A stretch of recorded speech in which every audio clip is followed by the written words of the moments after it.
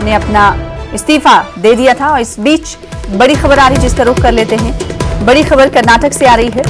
कन्नड़ा तंजीमों ने कर्नाटक बंद की कॉल दी थी जो कि नाकाम नजर आ रही है। कारकुनों को पुलिस ने तिम्मापुरी सर्कल से हिरासत में ले लिया है। गुलबर्गा से बड़ी खबर आपको दे रहे हैं। कारकुनों को पुलिस ने तिम्मापुरी सर्कल से ही हिरासत में लिया है। 9 मुख्तलिफ कन्नड़ा तंजीमों के कारकुनों को हिरासत में लिया गया है।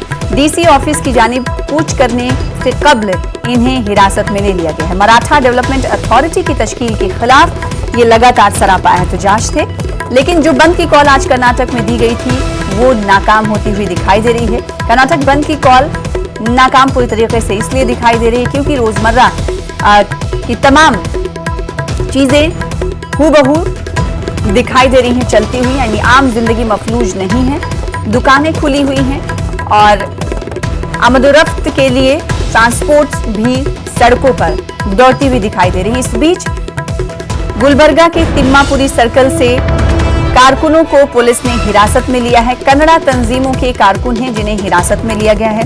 9 मुख्तलिफ कन्नड़ा तंजीमों के कारकुनों को हिरासत में लेकर उन्हें बस से दूसरी मकाम को मुंतकिल किया गया है। डीसी ऑफिस की जानिब ये तमाम कन्नड़ा तंजीमों के कारकुन पूछ करना चाहते थे, लेकिन उससे कबल ही इन्हें पुलिस ने हिरासत में ले लिया है। मराठा डेवलपमेंट अथॉरिटी की तश्कील के खिलाफ ये तमाम कन्नड़ा तंजीमें एहतजाजी मुजाहरा कर रही हैं। हालांकि कर्नाटक के वजीर आला की तरफ से कहा गया है कि मराठा डेवलपमेंट अथॉरिटी की तश्कील